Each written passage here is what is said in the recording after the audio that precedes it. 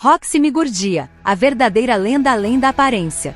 Baixa estatura, cabelo azul, aquele chapéu de bruxa gigante e uma expressão sempre impassível. Para a maioria dos espectadores comuns, a Roxy Migurdia é só a guia fofinha que introduz o protagonista no mundo da magia. Um personagem de suporte simpático. Um bonequinho bonito na estante do Rudeus. Mas para você entender de verdade, por trás dessa imagem icônica se esconde uma das histórias mais profundas, trágicas e monumentais de todo o universo de Mushoku Tensei. A Roxy não é só uma professora. Ela é o alicerce, o primeiro e principal norte para um cara que ganhou uma segunda chance na vida. Sem ela, a história do Rudeus Greira teria acabado antes mesmo de começar. Ele continuaria sendo aquele recluso covarde, trancado entre as quatro paredes da sua nova casa. O impacto da Roxy no destino desse mundo vai muito além dos seus sucessos pedagógicos. Como se descobriu depois, a genética dela, suas decisões e sua lealdade definiram o desfecho da grande guerra secular contra o deus humano. Hoje nós vamos dissecar o lore dela nos mínimos detalhes. Vamos mergulhar no seu passado, que foi marcado por uma solidão absoluta. Vamos analisar seus complexos internos, seus medos escondidos e seu triunfo inacreditável. Você vai entender por que a Roxy Migurdia é considerada um gênio da persistência e por que o nome dela está escrito para sempre na história desse mundo como o nome de uma salvadora. Para entender todo o peso do destino da Roxy, precisamos partir para o brutal e escaldante continente demoníaco. Foi lá, em uma pequena vila isolada, que a nossa heroína nasceu. Ela pertence à antiga raça dos Migurds. É um povo incrível. Fisicamente, eles praticamente não envelhecem até os 150 anos. Tem cabelos azuis vibrantes, mas a principal característica biológica deles é outra. Os Migurds possuem uma capacidade inata de telepatia poderosa. Eles chamam isso de voz do coração. Na vila dos Migurds, reina um silêncio absoluto. Os habitantes não precisam abrir a boca para expressar sentimentos, compartilhar alegrias ou alertar sobre perigos. Seus pensamentos são entrelaçados em uma rede mental única. E é exatamente nesse ambiente que a Roxy nasce. Ela veio ao mundo completamente desprovida desse domingo. Ela era totalmente muda para a comunicação telepática, o isolamento e a jornada para a liberdade. Imagina esse pesadelo. A Roxy cresce num mundo onde todos ao redor mantêm um diálogo silencioso e vibrante. Seus pais, Robin e Rococo, amavam a filha desesperadamente e tentavam cercá-la de carinho, mas não conseguiam transpor aquela barreira. Quando rolava uma reunião geral na vila, a Roxy ficava isolada. Ela via as expressões dos amigos mudarem, via os sorrisos, a tristeza, mas não ouvia absolutamente nada. Para ela, o mundo era preenchido por um silêncio zumbidor e sufocante. Como ficou claro, a Roxy se sentia um verdadeiro peixe fora d'água entre os seus. Ela era uma estranha dentro da própria casa e não conseguia entender o contexto da vida do seu povo. Qualquer tentativa de falar em voz alta deixava os outros desconfortáveis, já que os Migurds tinham se desaprendido da fala comum. A Roxy cresceu com um sentimento de inferioridade profundo, achando que sua existência era um erro e que ela era um estorvo para os pais. Esse trauma mental a acompanharia por décadas, o que explica por que ela sempre pareceu tão fechada e excessivamente pragmática. Aos 14 anos, a Roxy toma uma decisão que mudaria tudo. Ela não aguenta mais o isolamento, junta suas poucas tralhas e foge da vila. Para você entender a dimensão disso, um Migurd de 14 anos é, para os padrões humanos, uma criança pequena. Ela se lançou nas profundezas do selvagem continente demoníaco totalmente sozinha. Sem protetores poderosos, sem armas lendárias. Apenas com conhecimento básico de magia elementar e um desejo desesperado de encontrar um lugar onde não fosse vista como um defeito de fábrica. Essa jornada foi cheia de perigos mortais. A Roxy enfrentou monstros, passou fome e congelou nas noites de frio. Ela precisou amadurecer na Mahan e aprendeu a esconder suas fraquezas atrás de uma máscara de indiferença. Foi nesse período que ela conheceu aventureiros e percebeu que no mundão lá fora, humanos e demônios se comunicavam com a voz normal. Para ela foi um choque e ao mesmo tempo uma salvação. Ali o seu defeito não importava a ninguém. Ali todos eram iguais na sua incapacidade de ler mentes. O inferno pessoal na academia. A jornada continuou até ela chegar ao continente central. A Roxy sabia que a magia era sua única chave para sobreviver, então ela entra na prestigiosa Academia de Magia de Hanoa. E é aí que começa o seu verdadeiro inferno pessoal. A Roxy não tinha reservas de mana colossais, ela não era uma escolhida nem possuía olhos místicos ou bênçãos ancestrais. Tudo que ela tinha era uma persistência que beirava a loucura. Para você ter uma ideia, na academia estudavam os melhores representantes de várias raças, elfos arrogantes, homens fera fortes, aristocratas humanos ricos. A Roxy sofria deboche por causa da sua estatura minúscula e era frequentemente confundida com uma criança. Mas ela trancou suas emoções a 7 chaves.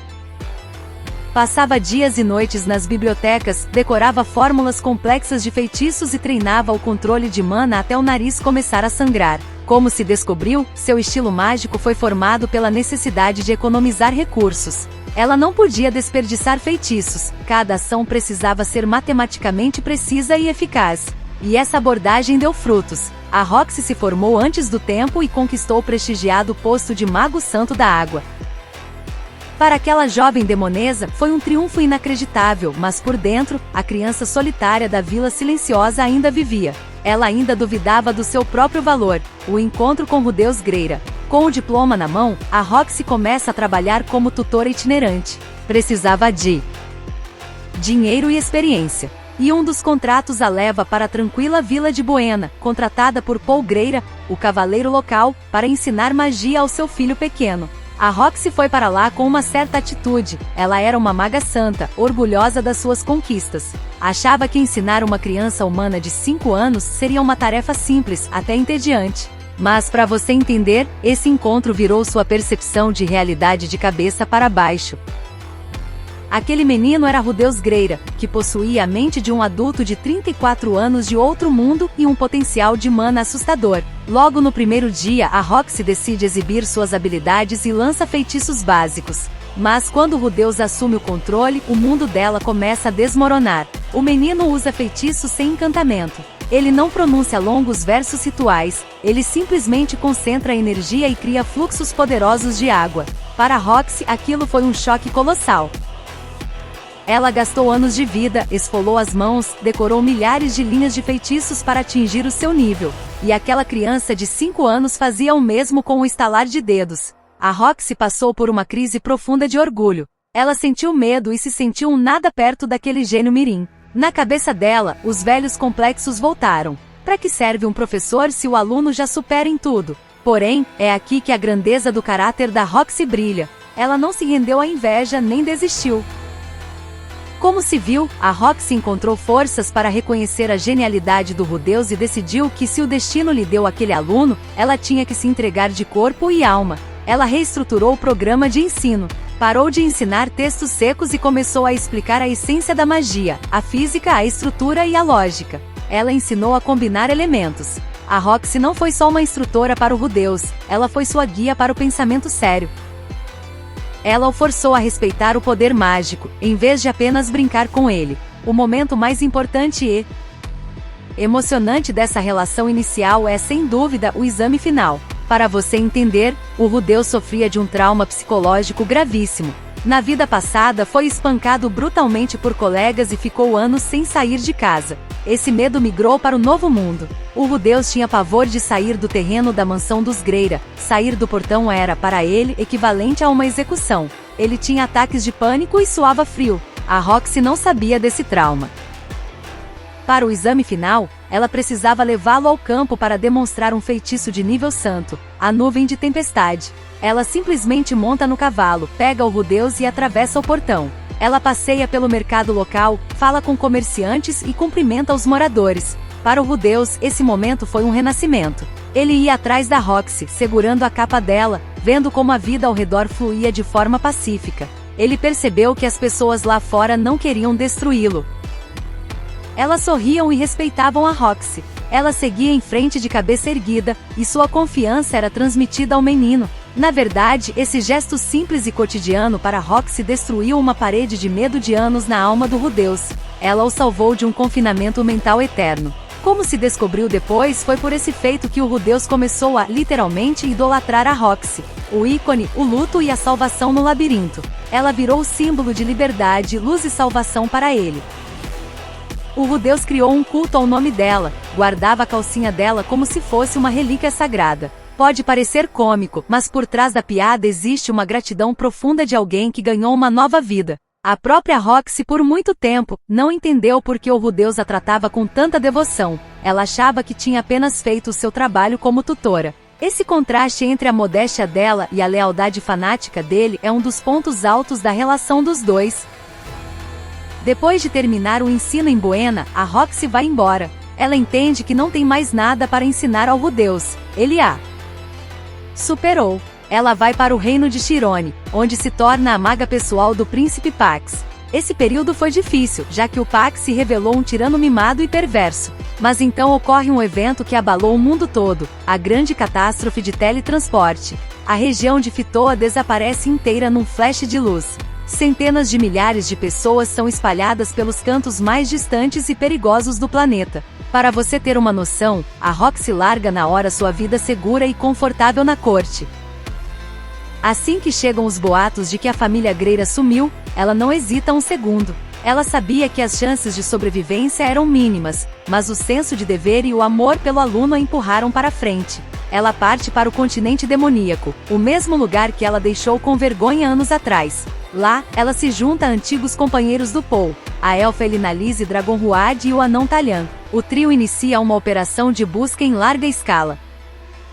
Eles viajam de cidade em cidade, checam listas de sobreviventes e enfrentam monstros perigosos. A Roxy assume o papel de líder e estrategista do grupo. Como ficou claro, essa jornada foi um teste de resistência pesado. Ela precisava reprimir o próprio medo o tempo todo. O continente demoníaco estava ainda mais perigoso do que na sua infância. Mas ela seguiu em frente. No caminho, ela quase cruzou com o Rudeus várias vezes, e esses desencontros trágicos fizeram o público roer as unhas.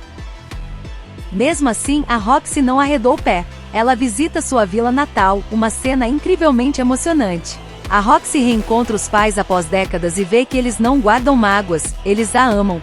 Finalmente, ela se entende com eles usando a fala comum e a ajuda dos amigos. Ela fecha seu gestalt de infância. Ela não é mais uma excluída, ela é o orgulho da família. Essa paz interior lhe dá novas forças para continuar as buscas. O pesadelo no labirinto de Begarit. A busca leva o grupo da Roxy para o rigoroso continente de Begarit, na cidade de Rapan. É lá que, segundo boatos, está a Zenith Greira, mãe do Rudeus. Ela está presa no coração do perigosíssimo labirinto de teletransporte. O Paul Greira tentava abrir caminho para lá há muito tempo, mas suas forças não eram suficientes. A Roxy e seus companheiros se juntam a ele, e é aqui que o roteiro do vídeo atinge o pico de tensão. O labirinto de teletransporte não é só uma caverna com monstros, é um pesadelo vivo. As paredes mudam de configuração o tempo todo. A cada passo existem armadilhas mágicas que podem te teletransportar para dentro de uma parede, para dentro de lava ou direto para o covil de predadores. Durante uma das explorações, o grupo comete um erro tático. A Roxy pisa numa armadilha de teleporte oculta. Num piscar de olhos, ela é separada dos amigos e jogada no nível profundo e isolado do labirinto. Para você entender, a Roxy ficou num beco sem saída absoluto. Rodeada por hordas infinitas de monstros agressivos, ela passou 5 longos dias naquele calabouço de pedra. 5 dias sem comida decente, sem dormir, sob tensão constante. A cada minuto ela precisava repelir ondas de feras. Suas reservas de mana derretiam a uma velocidade assustadora. A Roxy usava cada gota de energia com eficiência máxima, montando barricadas de pedra e gelo, economizando cada feitiço. Mas no 5º dia, ela chega ao limite. Sua mana esgota totalmente. Suas roupas viram trapos, o corpo está coberto de feridas. Um cerco de monstros-aranha se fecha ao redor dela. Nesse momento, pela primeira vez em muitos anos, a Roxy quebra. Ela senta no chão, abraça os joelhos e começa a chorar. Ela entende que é o fim. Ela lembra da vida, pensa que nunca encontrou o príncipe encantado com quem sonhava na juventude lendo romances de cavalaria. Ela espera pelo golpe mortal. Naquele segundo de desespero absoluto, quando a garra do monstro já estava erguida, a parede de pedra explode em milhares de fragmentos por causa de uma explosão colossal. Da poeira e fumaça surge a figura alta e ombros largos de um jovem com uma expressão fria como pedra. Era o Rudeus. Ele chegou no último segundo. O resgate muda totalmente a dinâmica dos dois. A Roxy lembrava do Rudeus como um menino gordinho que ela mal alcançava o ombro. Agora tinha diante de si um mago poderoso que a superava em tudo. Ele a tirou do labirinto nos braços como uma princesa. Nesse momento, na alma da Roxy, aconteceu uma mudança tectônica. Seu sonho de infância sobre o herói que a salvaria da escuridão virou realidade. E esse herói era seu próprio aluno. Contudo, esse triunfo foi seguido por uma tragédia terrível. Durante a luta contra o chefe do labirinto, a Hidra, o Paul Greira morre. O pai do Rudeus se sacrifica para salvar o filho. E a Zenith, que eles buscaram por tanto tempo, é encontrada em estado vegetativo. Ela não lembra de nada e não reage ao mundo exterior. O Rudeus entra numa depressão profunda e sombria. Ele se fecha, recusa comida, fica no quarto da estalagem olhando para o teto, igualzinho à vida passada após o funeral dos pais. A Elinalise entende que se não fizerem nada, o Rudeus vai se destruir moralmente. Ela pede para Roxy intervir, o elo perdido e a salvação da alma. E é aqui que a Roxy toma uma decisão que muitos fãs avaliam de forma dividida. Ela vai ao quarto do Rudeus à noite. Na verdade, ela não fez isso por uma luxúria passageira. Para você entender, a Roxy viu que o Rudeus não precisava de cuidados maternos ou de palavras secas de consolo naquele momento. Ele precisava do calor de um ser humano vivo. Ele precisava de algo para se agarrar, para sentir que ainda estava vivo, que o mundo ao redor não estava completamente destruído. A Roxy se entrega a ele. Ela o cerca de amor e ternura. Como ficou claro, esse ato trouxe o Rudeus de volta à vida.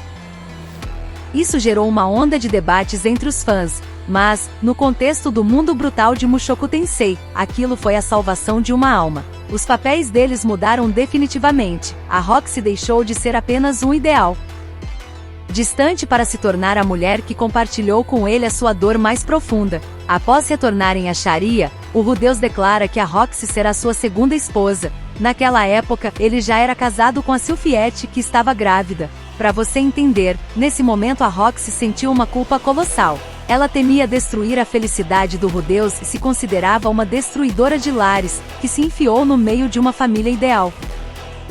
Ela estava pronta para ir embora, desaparecer na noite, só para não causar danos. Mas a SYLPHY mostrou uma sabedoria e bondade incríveis. Ela aceitou a Roxy de braços abertos. Ela sabia o quanto o Rudeus respeitava e amava sua tutora. Logo depois, a Iris também se junta à união. Assim se forma a famosa trindade das esposas do Rudeus Greira, onde cada uma ocupa um nicho único. Na verdade, a Roxy se encaixou perfeitamente nessa estrutura.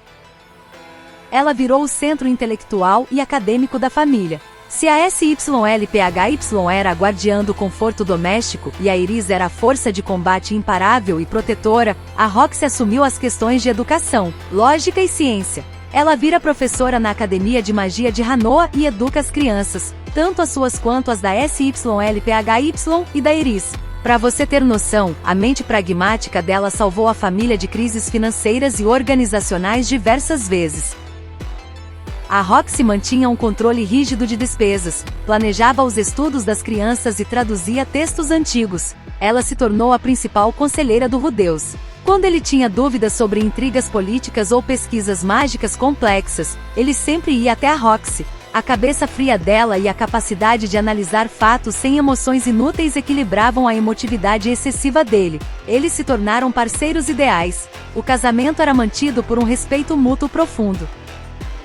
A Roxy finalmente encontrou o que nunca teve na infância, um lar onde ela é amada, compreendida e valorizada a cada segundo da sua presença. A peça-chave no tabuleiro do destino. Agora passamos para a camada mais profunda e escondida do lore, revelada perto do final da Light Novel. Por que a Roxy Migurdia é tão importante para o enredo global? Porque o Itogami, o deus humano, manipulador que vê o futuro, tentou tão desesperadamente eliminá-la.